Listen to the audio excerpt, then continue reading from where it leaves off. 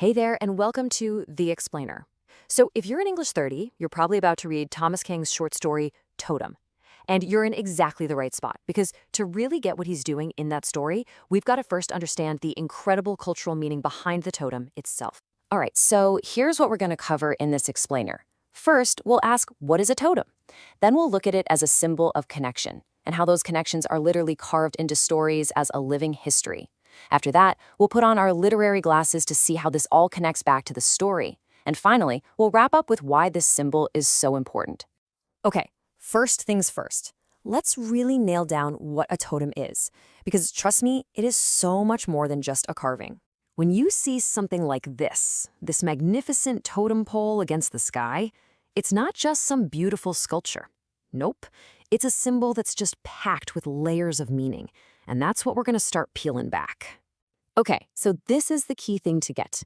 A totem isn't like a team logo. It's way more fundamental than that. It's a natural symbol, usually an animal, that represents pretty much everything about a person in many indigenous cultures. We're talking their family, their history, and their spiritual connection to the entire world. So you might be wondering, how does one symbol get so big? How does it become the foundation for a whole system of belief, for a whole community? Well, it all boils down to one word: connection. And this is where things get really profound. In a lot of traditions, totems aren't just symbolic.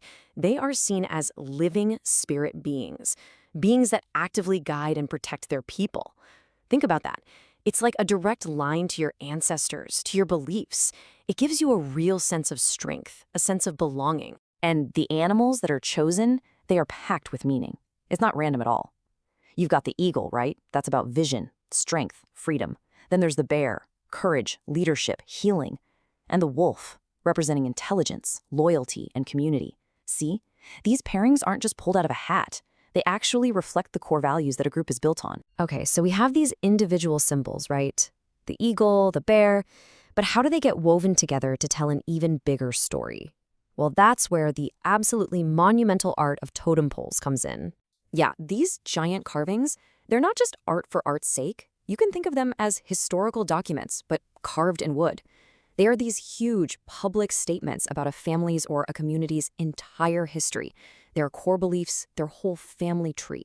And just look at the incredible diversity in these carvings. This tradition mostly comes from the peoples of the Pacific Northwest coast, like the Haida and Tlingit. And they were traditionally carved from red cedar, which was a tree they considered sacred. It was believed to have these protective, spiritual properties. Okay, lean in and look closely at this.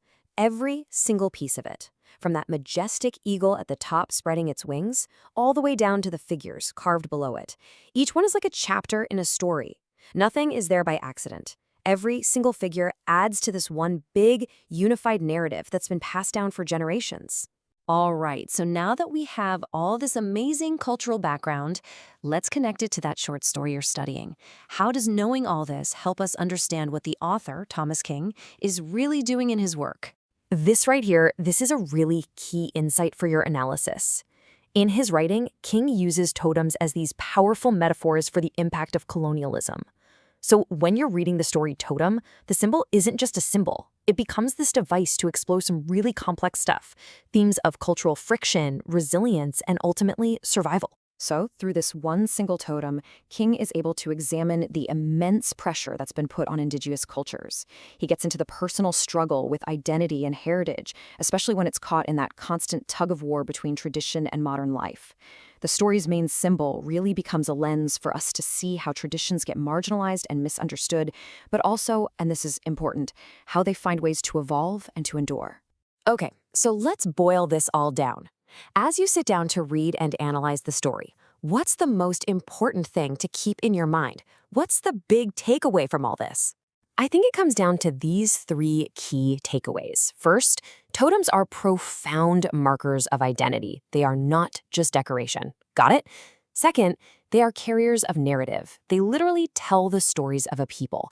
And third, especially in a modern context like King's story, they become these incredibly powerful symbols of cultural survival. So as you go on to read the story, I want you to think about that. This powerful idea of a totem kind of invites all of us to look inward, right? So I'll leave you with this question to chew on. What symbols connect you to your own heritage? And what stories do they tell about your family?